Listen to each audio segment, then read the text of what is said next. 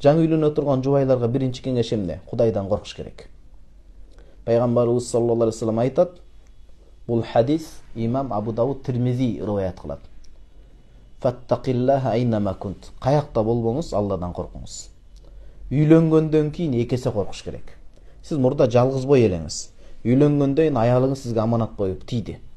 Көнүп калган ата-энесин башка урук туугандар таштап, ата ордуна ата болот, жакыным болот, коргоочум болот деп сизге ушундай бир улуу Кудайдын аманаты келди, эки эсе коркушуңуз керек.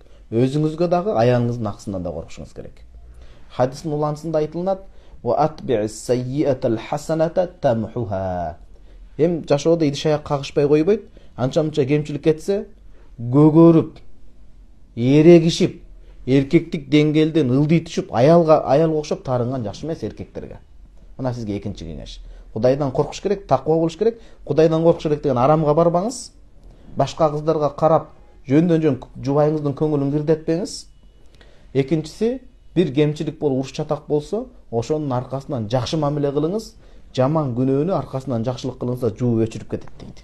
Көңүлүн алып калыш керек. Көңүл сууп калса кыйын болот.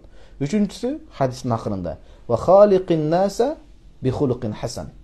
Адамдар менен жакшы кулк мүнөздө болуңуз дейт. Баштайынан жубайыңыз менен орто мамиледе болуңуз.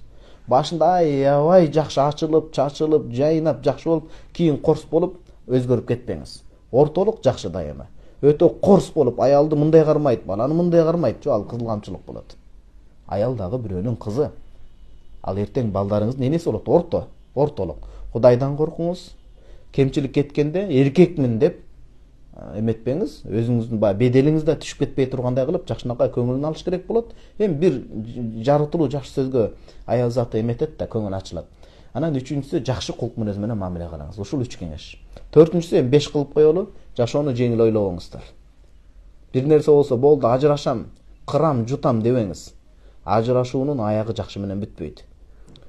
Дайыма ажырашкандардын 90дон ашык пайызы бөлүгү биринчи турмушума жетпейт эле дейт. Бир турмуш бузулгандан кийинки турмуш, мына кыргыздын мисалы менен түшүндүрөйүн, ала кийиз, шырдак кийиз сыяктуу болуп калат. Андачы ошол шырдак канча кооз болбосо да ала ак менен карасы көрүнө берет. Экинчи турмуш ала экинчи турмуш. Төртүнчү кеңеш, жеңил ойлуу болбоңуз. Бешинчи кеңеш, илимге ыктаңыздар, илим билим окуңуздар кошумча убакыт. Кайсыл жумуш кандай болсо да илим билим окуп, билгениңиздерге амал кылып, сүннөттү жашоодо тирилте бериңиздер. Сүннөттө береке бар, илим билим окуган адамдын деңгээли бийик болот, амал көй адамдарга шайтан көп аралаша албайт. Ушул 5 кеңеш. Атайын сизге токтоп айтып берип атам, амал кылыңыз, калып кетпесин жерде.